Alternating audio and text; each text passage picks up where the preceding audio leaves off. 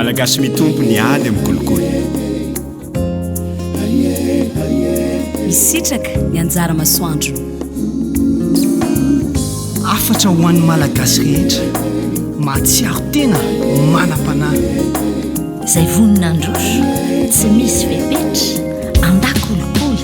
ary tena hosa nofinofiko ry izany hoe tsy manao kolikoly efa voakarakara afaka tomboka androany sasy anao afaka novatatara andao homanina ny io no avin'ireo taranaka lefara raha tambatritsika ny hery isandratra amin'ny Madagasikara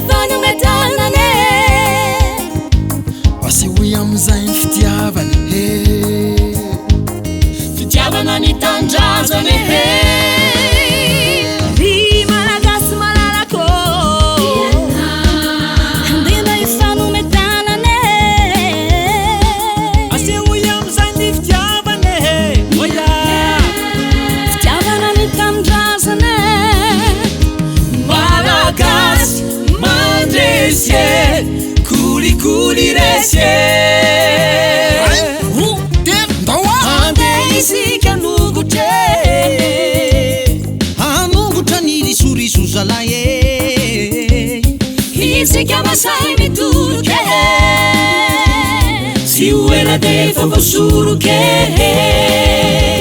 andare si canungute anungute tiri suri sulla che atika masak mi tude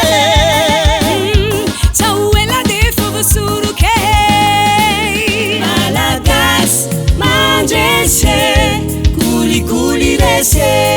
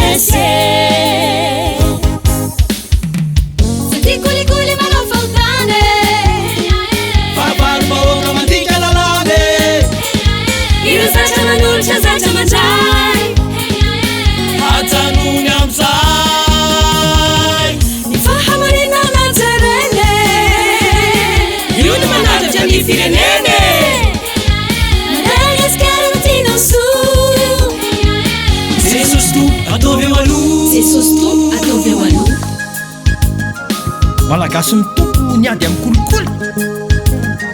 misitraka ny anjara masoandro